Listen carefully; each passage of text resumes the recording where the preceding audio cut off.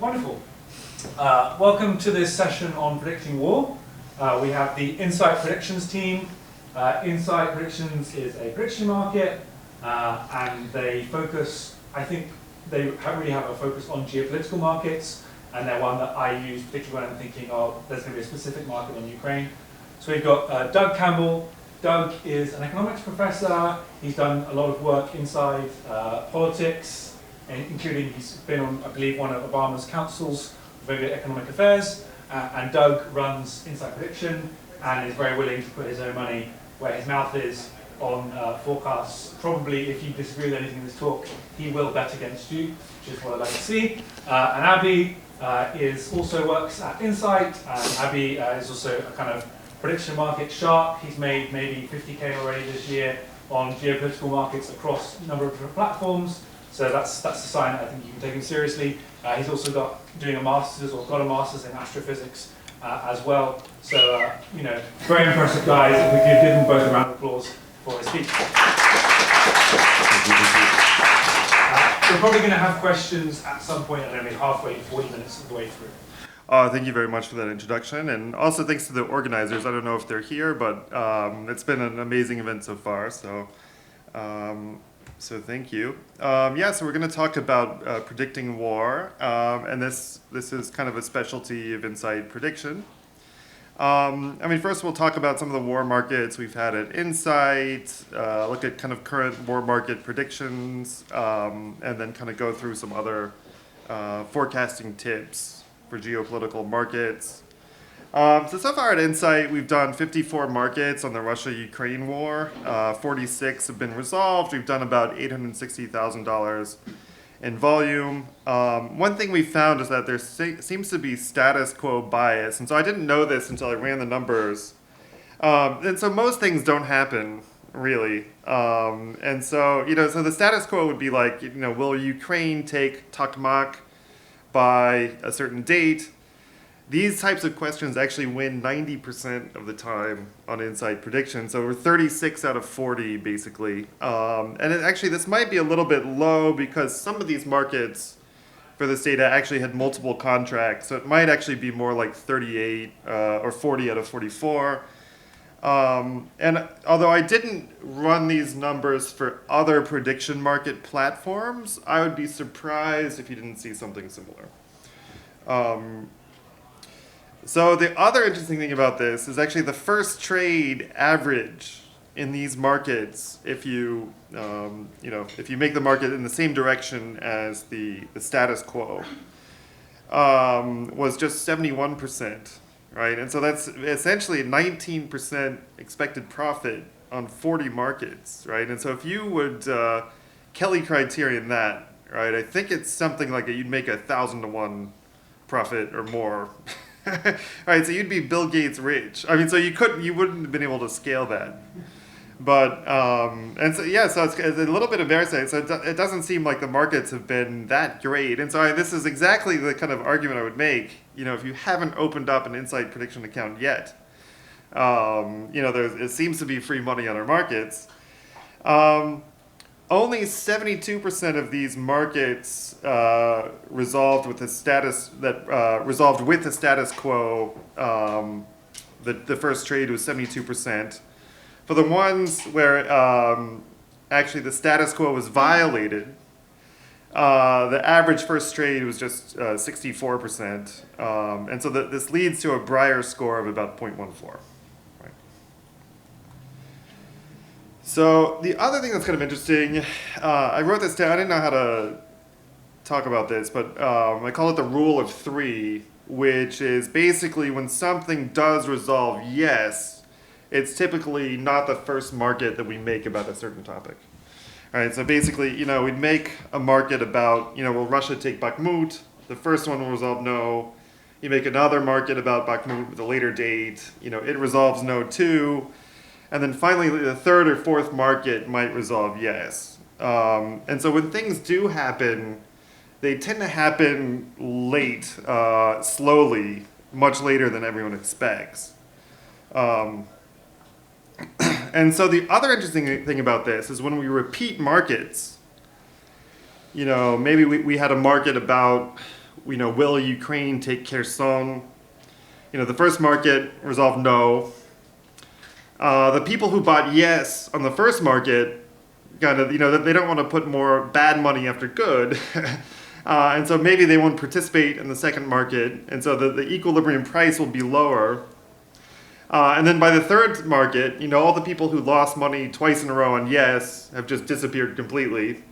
And so the price is actually lower. And so actually, the results here are a bit worse than expected, because by the time you get a market that's actually going to resolve against the status quo, the price is even lower than it should be. So, yeah. Okay. Yeah, so some examples of this. So for the Kherson markets we had, it was the third one that resolved with Ukraine taking it. We had markets on the Crimean Bridge. Will Ukraine bomb the Crimean Bridge successfully? And so that also was the third market resolved yes. Yeah. Okay. So there's also a bunch of questions, will X remain in office? And so actually, I've been betting on these markets for a long time. Back in, I think, 2018, there was markets with Putin. Will Putin remain in office by the end of the year? And often they would trade at like 92 cents in June. 6 months, you would make like an easy 8 to 9% profit. I think the first markets I bet on, and prediction markets, were actually these Hillary Clinton markets. Will she be indicted? There was other markets on will Trump remain in office by the end of the year. And it's pretty difficult to remove a sitting president. You could make like 30% return just betting on Trump to remain in office. And of course, you can still make this bet on poly market. I think you can still get 7 or 8% return betting on Trump to still be in office next month. All right, so it's not a bad return if you can get it. Long-term markets and prediction markets also seem to be biased towards 50-50, and this is basically because of capital costs. And so, I think part of the problem is if you're a prediction market shark like Abhi, your capital costs are very high because you're making 4%, 5% per month. You don't want to hold a market for 10 months because your normal profits are going to be 50% in this time. And so unless a market that resolves in 10 months is trading near 50-50, you're not going to touch it, right? And as a result, if you're not making 5% per week or 5% per month, a lot of times these longer term markets can still give you a pretty good return, right? So I'm thinking here about Putin markets that resolve in 6 months seem to be a little bit underbiased or biased. Another thing we try to do at Insight is to balance our books, and so current odds don't always reflect our views. And the other part of this is that almost none of our users like to buy long-term bonds if the price is above 90 cents. Very few of our users are going to buy something that's above 90 cents because they can only make up to 8 or 9% on it, and they don't want to hold their capital that long. And so if you don't mind maybe a 15% APR, often you can get pretty good values on this. So another thing is that Insight markets often are at odds with what's on Polymarket. So if you trade on Polymarket 2, it's usually worth checking out both. Okay. All right, so what are some kind of current war predictions? So we'd all like to kind of know about what the future of the Russia-Ukraine conflict is going to hold. So if you listen to Jake Sullivan, the National Security Advisor, the Biden administration assesses that we do not assess that the conflict is at a stalemate. But what do the prediction markets say? And so, of course, you can't necessarily take that at face value. He's a politician. They also have to worry about their image. But if you look at what the Biden administration's doing, I think you can see by their actions that they also don't believe it's a stalemate necessarily. If they thought it was a stalemate, they'd probably be sending more weapons to Ukraine. That they're not doing that suggests that maybe they think that Ukraine has a real chance of cutting the land bridge and ending the war. What do prediction markets say? They mostly say that the war is a stalemate, right?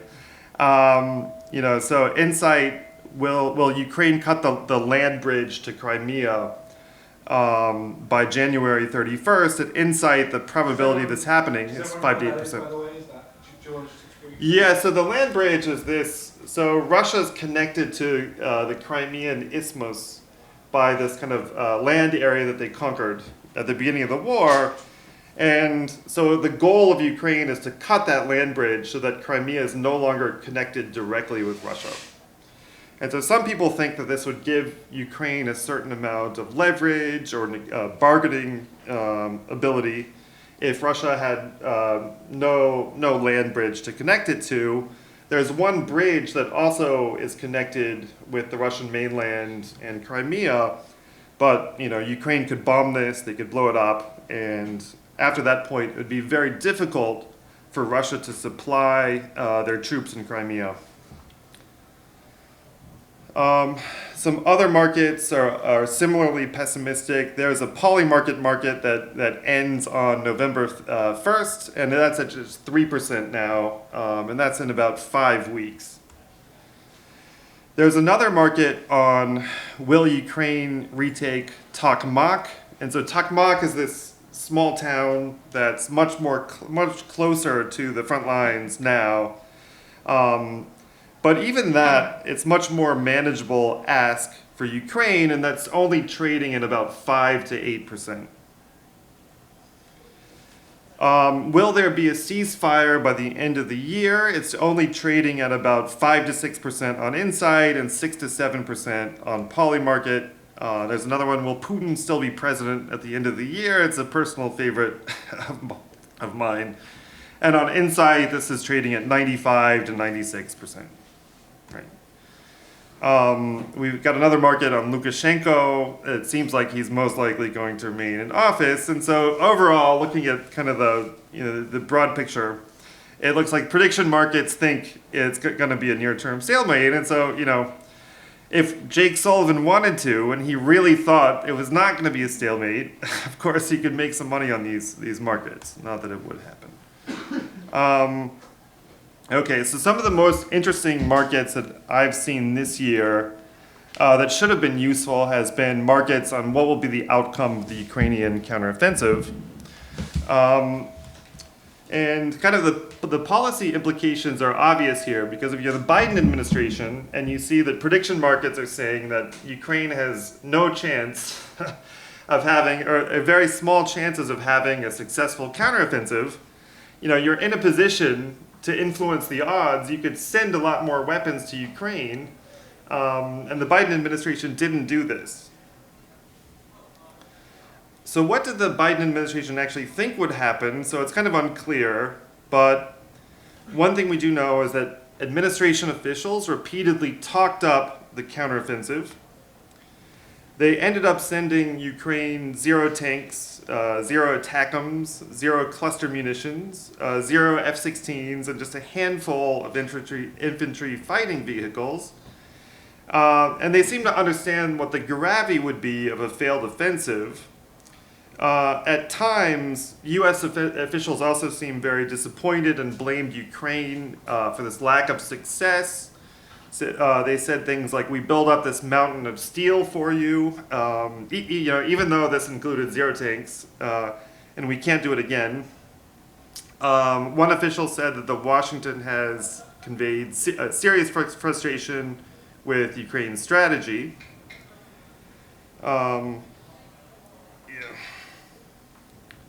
On the other hand, if you look at what the intelligence community has been saying, part of the intelligence community was clearly very bearish on what was going to happen. There was a leaked intelligence assessment in February, which was quite pessimistic. And then there was kind of some interesting additional leaks over the summer, which seemed designed perhaps to kind of force the Biden administration's hand to kind of provide Ukraine with more weapons and material. Although one thing, notice that this leak kind of came long after prediction markets had already turned quite bearish. But then the question comes up that if the intelligence estimates were bearish, why did the Biden administration kind of force Ukraine to actually attack? And then also they seemed to be kind of goading Ukraine to attack more when kind of the original attacks were not as successful as hoped. So overall, I think it seems quite plausible that part of the problem is really a failure in prediction of at least some people in the administration. And I think overall, I would argue that markets like this on geopolitics are kind of the best argument why prediction markets in general should be legalized. Okay. All right, so what did our market say? So this is our market on will Ukraine cut the land bridge by September 30th. And so mostly, our market was not that good. All right, so you could have made a lot of money here because it looks like this market, it resolves in a few days. It's most likely going to resolve no. It was mostly trading between 25 and 33 cents. I think by the beginning of July, it went below 10%. And now the market's been dead for about a month. It's been, below 1%. So, the market was wrong, but it was never near 50%.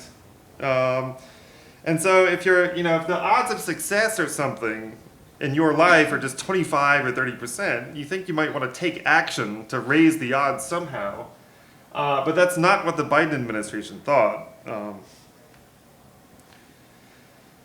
How did other prediction markets do? It's kind of similar. I think Metaculus did pretty well overall, I would say. Although the odds kind of remained high on Metaculus, and I think this is the setup at Manifold Market, I think, is a little bit smarter with the market setup versus kind of this is like a poll. The odds at Metaculus remained above 20% into August and are still 8%. The question, yep. Is there the possibility these timelines were just too short or they were too ambitious to begin with relative to Yeah, so I think this is the thing, and this is the kind of thing where this is the first market we've had on this question, and so we've got this rule of three, which by the time we make the third market on this question, right, it might work out differently, right? Just a reminder that we're going to have questions at the end, and if you go to predicting war questions on Manifold, you can just find that and write questions as well. I think we can interrupt as we go. That was good. Yeah, I think actually. You don't want to do it during. I think we can. So in academic economics, we usually have the rule of people can just interrupt, right? Because and I think we can do that. I think we'll have plenty of time at the end of this for discussion. Unrelated questions on here, interruptions. Yep. Right. Okay, and so this is what Manifold had, and essentially it did pretty well. I would actually argue that especially when it went down a lot in early July, it did, it was on target and maybe even better than Inside Prediction. Sorry.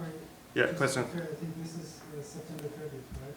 Yeah. And I think and I'm just looking at the one for... Yes, so Metaculus didn't have a September 30th market, so the Insight market is also for September 30th. Oh. Yeah. Mm-hmm. To be fair, so yeah, I think Metaculus looked much better given the 3 months. Yeah. Yeah, so it's a little bit different. So then Manifold did have a market that was end of year as well, and so that looks a little bit more similar. And this one might. And so the other thing I would say, if you're hungry for mana, this might be a short candidate. It's still at 9%, and so the chat here is that basically, soon the weather is going to turn in Ukraine. A lot of the offensive now is the Ukrainians are basically with dismounted infantry. The chances of just making up a lot of territory, gaining a lot of territory in a short amount of time now seem, at least to me, pretty low. And so I'm not very optimistic about this one resolving yes. Okay, So what were some of the arguments made about Ukraine to cut the land bridge? That market just traded from 7% to 5%. Nice. Glad to see. Yeah, and I think it could go lower. I mean, then it becomes a question of what's your highest APR market? What can you make the most money on? So one thing that would seem kind of compelling is that Putin seems out of touch with kind of the state of Russian forces and the war. I mean, part of this is from the things he said. Part of it also is that, Putin decided not to mobilize at the beginning of this year. He also decided not to mobilize in the beginning of, middle of summer last year, even though it was kind of well known that Russia had a manpower shortage. But for somehow, this information did not filter down or filter up to Putin. The other thing that's been interesting, watching this as an economist, is that Russia hasn't really spent that much money in the war. In the first year, they barely raised military spending, right? And it's just very puzzling why. I guess some news came out today that finally they're going to increase military spending by like 2% of GDP, but it's only going to get up now to like 6% of GDP. A comparison might be the US during the Korean War, we were spending 15% of GDP in that war, right? So for whatever reason, this war is just not that important to Putin, or maybe he just hasn't thought about it, so it's unclear what's going on. I think in his mind, Russia's due for a breakthrough. Probably he's being fed bad information. I mean, you don't get a promotion in Putin's Russia by bringing Putin bad information. And and part of the war was always seemed to be that Putin seemed to believe his own propaganda about Ukraine, and so probably he's thinking that the Ukrainian military is on the verge of deserting. They just pound a little bit more and Ukraine's just going to fold. And so that must be part of what's going on, because he still seems to be underestimating the task at hand. Another argument, question. Are those budget numbers self-reported, and do you trust them? Yeah, so yes and no. And so there are two things. There's kind of some off-budget spending, but we tend to think it's not that large, and it's probably not on the order of 50% of the reported spending, which is only less than 4% last year. So even if they were spending 4% in off-budget items, it still only adds up to 8%.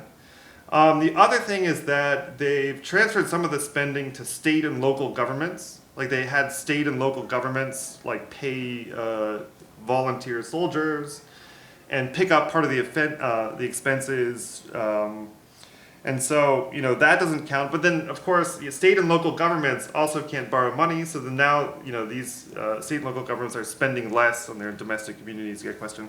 I think I'm right in saying that Russia has a very low debt to GDP ratio as well, right? Right. So Russia really could spend just a lot more. Yeah. So they've often tried to balance their budget. Even during a war, doesn't seem to make a lot of sense. Yeah, question. Well, maybe more comment. So as I understand it, all the criticism related to war is completely banned and is illegal now. Right. Statements. Yep. But economic criticism is still not completely legalized, and Russian society is somewhat sensitive to the economic situation. So it seems Good. like particularly the shifts of responsibility to local governments could be interpreted as just trying to diffuse the responsibility for economic effects of the war, which is actually what the opposition was trying to pin on Putin, Right. to saying, oh, the war doesn't have any economic impact, if anything, it's all the local government stuff. Right. Ruble has devalued recently, so Yeah. there is some economic kind of impact, maybe, so it would be a little sensitive perhaps. So this is just a comment on it might be other reasons. The domestic politics is not completely dead. It's mostly dead, but Right. This is exactly one point where it could be sensitive. Maybe it's that. Yeah.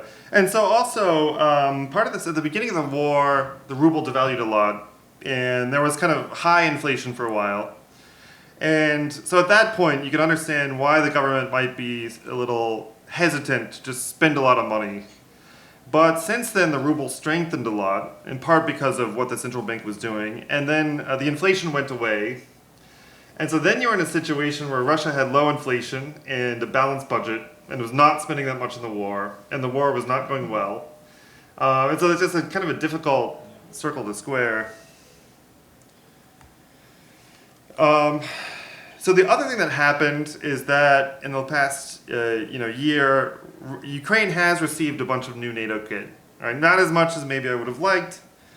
And Russia was reaching deeper into Soviet stocks. And so a lot of this is anecdotal, but you see there's pictures of Russian soldiers with World War I rifles and pictures of trucks where the tires are still from the Soviet Union. And so, the correlation of forces these days, it favors Ukraine more than it kind of ever had in the war. Anecdotally, Russian frontline morale looks bad. On the other hand, you can these are just anecdotes. You can probably find similar stories on the Ukrainian side. About a couple of months ago, there was actually a general in the south of Ukraine who went public with a bunch of complaints.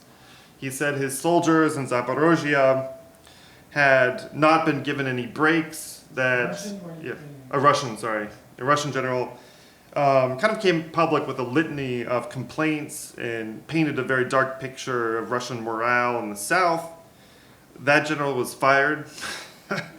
And so there does seem to be something there, and so, but it's kind of a difficult thing because you can only get so much information from these sources, from these kind of anecdotes about morale on both sides, and if you look hard enough, you can probably find similar stuff on the Ukrainian side as well, and so it's hard to really judge what's going on from these anecdotes. What you can judge more easily is who's occupying which territory, who's taking territory. All right, this is something that can't be fudged. And kind of the reality is, both before the offensive, Russia had been taking territory very slowly for about 6 months. And once the counteroffensive started, Ukraine has only taken territory very slowly. And so it does paint kind of a negative picture of Ukraine's chances. Another thing is that Russia had built many miles of trenches, but it wasn't clear they had the manpower to kind of properly man it all at once. A related thing was, if you're like me, I watched a lot of videos on YouTube of Ukrainians dropping grenades on Russians who were sitting in trenches, and so the question came up of how effective these trenches were going to be. The other thing that people pointed out on Metaculus is that most defensive lines in history have been broken. So the Mannerheim line was broken, the Hindenburg line, the Maginot line. And so now, in the last couple of weeks, the Surovikin line, the Russian line in the south, has also been broken. It just happened very slowly. Right? Some arguments that were made against Ukraine being successful is that even the people, if you read the people on Twitter who are the most bullish on Ukraine, they would often complain constantly about how Ukraine needed more, how the West should be providing Ukraine with more tanks, more weapons. And as we said before, Biden didn't send a lot of tanks or ATACMS. And so the interesting thing about this is that the US actually has something like 5,500 main battle tanks. And for this offensive, they sent 0. And so it's not clear why. In addition to 5,500 main battle tanks, the US is said to have 3,000 tanks in reserve. Yeah, question? So just explain what ATACMS are. Yeah, so these are long-range missiles that the U.S. has, which I think the Republicans in the Senate had passed some resolution forcing Biden to send them by next year. Biden hasn't sent them yet. I guess there was news on Twitter just today that Biden would actually send these finally, which is good. Cluster munitions are something that, so it's misspelled here, are something that Biden had decided not to send before the counteroffensive started, but then once it started, he started to send these. And so the other thing to know about these tanks is that a lot of them are stored in a cave in Scandinavia, with the goal of being there in case a war breaks out with the Soviet Union. And so the US actually has a bunch of infantry fighting vehicles, a bunch of tanks, a bunch of military equipment that's still stored in this cave in Scandinavia in the event that there's a war with the Soviet Union. And so it just seems like overall, the West is very reluctant to kind of give Ukraine enough to deliver a knockout blow. And so they tend to send kind of one new capability at a time, and this kind of allows Russia to adapt. And I think this is one of the kind of key arguments that people made against this counteroffensive being successful. Another thing, when you try to think about base rates, so Russia was unprepared for Kharkiv, and it was a rout, but it was prepared for Kherson, and it was mostly very tough going for Ukraine. Although after about 4 weeks of pounding, they finally broke through, and the chat was there was a very group of Russian troops that was very tired, that hadn't been rotated since the beginning of the war, and Ukraine was able to advance. The other big thing was that Russia had time to lay millions of mines and to entrench. There was no element of surprise, and the advances slowed down. Okay. So which of these arguments ended up being the most compelling? And so, prediction market, as of now, it looks like prediction markets were overly optimistic. It seems like the minefields and the defensive structures that Russia had really did kind of present serious obstacles. And at a minimum might have just slowed things down. So Ukraine is still advancing, but just at a slow pace. Yeah, question? I'll go for me, but I feel like that's too harsh on prediction markets. It seems like most of the markets were about like 30%. Yeah, I feel yeah. like just kind of unsure, but probably not. Like, I don't know. Yeah. I think that's fair. 25. And some of them were more like 25%. So 1 out of 4. Yeah. Yeah, I know. Yeah, sure. I think though, compared to what I had in my mind, I was thinking that this counteroffensive would be a little bit more successful than it was. So another way to think about base rates here was that Ukraine had, in April of 2022, Ukraine pushed Russia out of the Kiev area. A few months later, they took back a bunch of area in Kharkiv. A couple months after that, they took back a lot of area in Kherson. And so if you just extrapolate that forward, you might have expected Ukraine to continue taking back more territory at a high pace. And so they weren't able to do that, or they haven't been able to do that yet. Another problem ended up with something that I think nobody in prediction markets could have predicted, is that Ukraine actually outfitted kind of newer, inexperienced groups with kind of the new Western NATO kit. And these units did badly. Whereas some of the older, more experienced units that didn't have this new fancy NATO gear did much better. All right, so this is something that would have been hard to kind of predict if you didn't know these facts, and they might not have really been publicly available. Yeah, so we just said that. And another big thing just seems to be that Russians in the South turned out, despite all the stories about bad Russian morale, it turned out that they were kind of up for it. In the South, it seemed like they had a well-echeloned defense. They had built well-thought-out defensive structures. And it just seems like 0 Abrams and 64 Leopards, might not have been enough. Russia invaded Ukraine with like 2,000 or 3,000 tanks, with 8,000 tanks in reserve. And so giving Ukraine 64 tanks is just, it's not enough to really move the needle. But the last thing, the offensive isn't over. And, who knows what could happen going forward. Okay, I'll kind of get through the last couple slides quickly. There's a kind of another failure of prediction is with shell production. So at the start of the war, the US had capacity to produce about 14,000 shells per month. During the Donbass offensive, Russia was using 60,000 shells per day. That would be 1.8 million shells a month. 18 months in, the Biden administration has now boosted shell production to just 28,000. But this is really just still a small percentage of what the number of shells that Ukraine could use if they wanted to.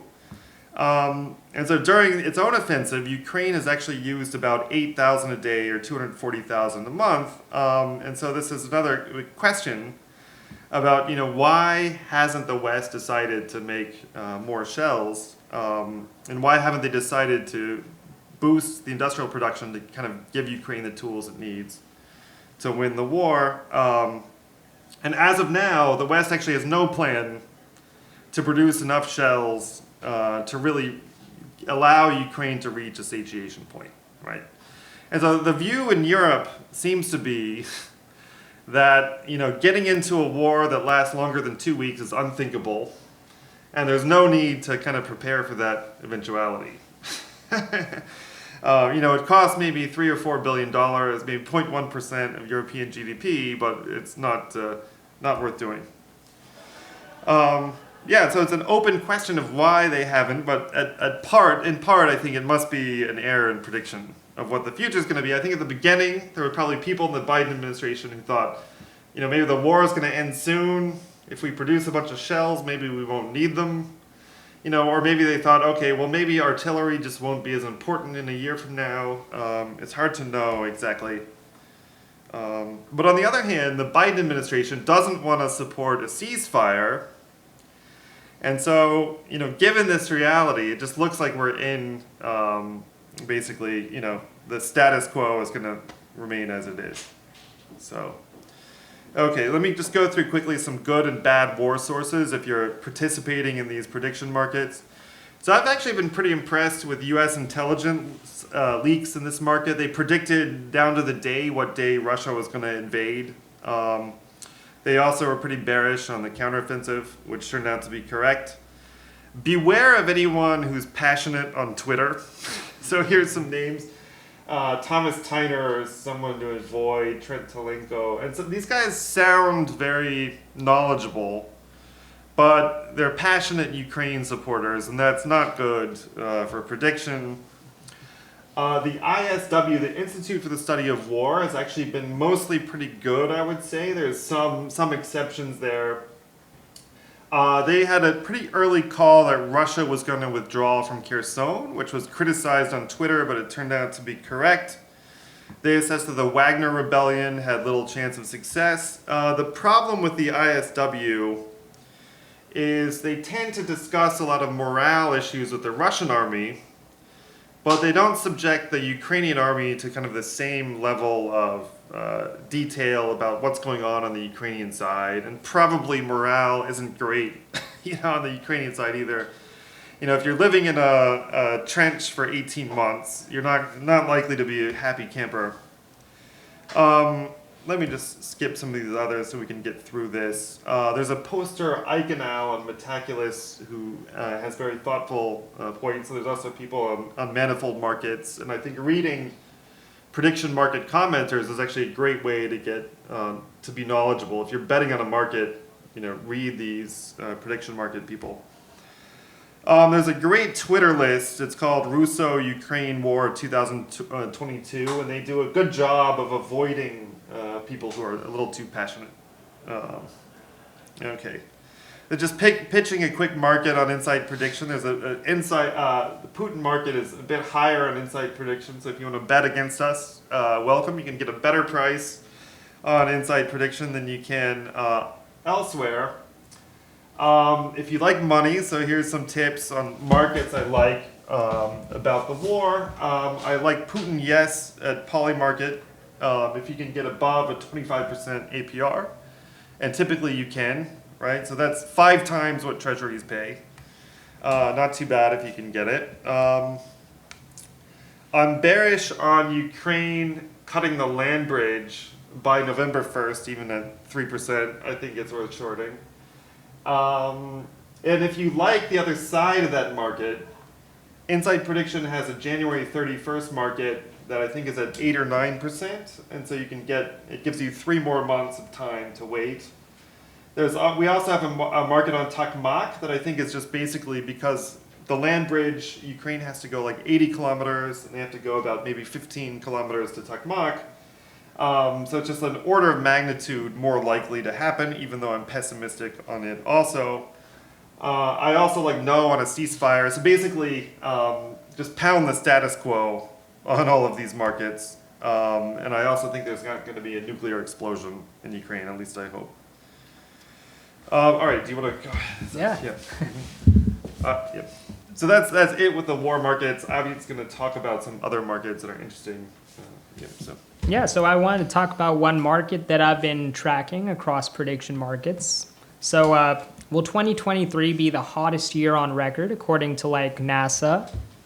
So there are markets for this on Insight Prediction, on Poly Market, which has the most volume, and also on Kalshi. So I personally was able to make a good amount of money here by tracking data sources. And so historically, say on Poly Market, it was very underpriced throughout the history of the market because there were a few people with very big wallets and very high convictions that they thought it was no. And it was also clear that most of those high volume bettors that were providing liquidity weren't really tracking the data sources that were available. How did you know that? So I will get to that on the next slide. Yeah. So here are some examples of data sources that you can track. So there is Climate Analyzer, and they use NCEP. And so this source provides daily updates. It is not the most accurate, but they provide immediate daily updates every day. So that's pretty good. You can also get updates from Copernicus and ERA 5. So that's at a 5-day delay. And there's also JRA 55, which is Japanese reanalysis, at a 2-day delay. So, and I'd even ask directly, say one of the biggest bettors on this, what they were tracking, and they were not tracking any of these. So, slide here. So for reporting global temperatures, there are mainly 5 major reporting agencies. There's NASA GISTEMP, which is the reporting agency in question for these markets, actually. There's Copernicus, ERA 5, and that's a European. There's NOAA, there's Berkeley Earth, and there's HADCRET 5. And so there's not there's variance between these data sets, but generally they're in pretty reasonably high agreement. So this table over here, it's an example from before July, from June, after the June update. This table was made by Zeke Hausfather, and it was from an article from Climate Brink, and he's one of the people in charge of Berkeley Earth, which is one of these reporting agencies. So I think one thing that did often trip up bettors in this market is that estimates provided by reporting agencies like NOAA and NASA were often way under the actual probabilities for the markets. Say, I think in the August report from NOAA, they quoted below 50% chance of hottest year, whereas Berkeley Earth in that same month report quoted a 99% chance. And of course, there's variance between the data sets, but basically NOAA's estimate was too low, even based on their own data. Because this, for instance, this was back during June, and Berkeley Earth had the NOAA estimate using NOAA data at 58% even back then. And by the time of August, that basically every data set, according to Berkeley Earth's analysis, was at 90+%. So the reason for that discrepancy is essentially those estimates that were provided by NOAA or NASA, those are very conservative, and they also do not take into account the trends of global temperatures. For instance, we are in an El Nino right now. And so if you actually try to make a model with the data, and you had this result in 50% chance, you wouldn't be able to build a model that can accurately predict prior years. But if you incorporate trends into your model, then you'll see oh, it's a 90% chance of hottest year, and it will be more accurate in predicting prior years. So that's how you know that your probability estimate is accurate. Maybe, do you want to explain what El Nino is? Right. So, so basically, we go in cycles of El Nino and La Nina. So during El Nino years, global temperatures are boosted slightly. During La Nina years, global temperatures are lower. So we've actually had 3 La Ninas in a row in the past like 5 or so years. And now this is our first El Nino in a while. And so before these La Ninas, there was a moderately strong El Nino in 2015 to 2016. So that was the last like big spike in temperatures. But even though we've had these La Nina years the past few years, temperatures have still been high because besides these momentary increases and decreases with El Nino and La Nina, you also have the general uptick from global warming, climate change, right? And so with the very high temperatures this year, there are actually several factors. We have the general global warming, we have the El Nino effect, we also have some other tertiary effects. So the global maritime industry basically cut out sulfur from their emissions. And this means less aerosol in the air, which means higher, less cooling effect, which increases temperatures. And the biggest effect of this was seen in the Atlantic. But this does have a minor effect on global temperatures. So it wasn't the most important factor, but it had some influence. And there was also underwater volcano eruption that typically you'd expect a volcano to decrease temperatures, right? Because it's putting stuff in the air. But since this was underwater, it actually increased water vapor content in the atmosphere. And water vapor is the most potent greenhouse gas. So this had a very tiny effect, but positive effect on warming. So all these factors have basically come together this year to create, well, the hottest year on record. So can I ask 2 more questions? So what do you think the probability is now that this year will be the hottest year ever? So above 1.03, the poly market level. Right. So that's like 99.999%. And what is this trading at on poly market? It's trading at 96 to 97 cents. Okay, it's gone up. Maybe 96 cents on Kalshi right now. And then the last question, if this resolves yes, how much money will you make? Yeah, so I've been trading not only the hottest year market, but also the margin markets. So poly market and Kalshi have margin markets on how much hotter it will be than the record. And I've also made a lot on that. Because initially people were thinking, yeah, it can beat the record by, 0.01, 0.05 degrees Celsius. But we're going to end up beating that record by over 0.1 degrees Celsius in temperature anomaly, which may not seem much, but that's a huge leap in temperatures. It's very drastic. And so personally, I project that the temperature anomaly for 2023 is going to be somewhere around, say, 1.13 plus or minus 0.02 degrees Celsius. And the previous record was at 1.02. So basically, all the current margin markets on poly market and Kalshi, in my opinion, are going to resolve yes. So how much are you gonna? Oh yeah, yeah. So remember, I was saying like there are a couple of very high conviction bettors, right, who historically were underpricing this. So the biggest guy is actually going to lose like 60,000. And I'll probably gain around like 30,000 of that. Yeah.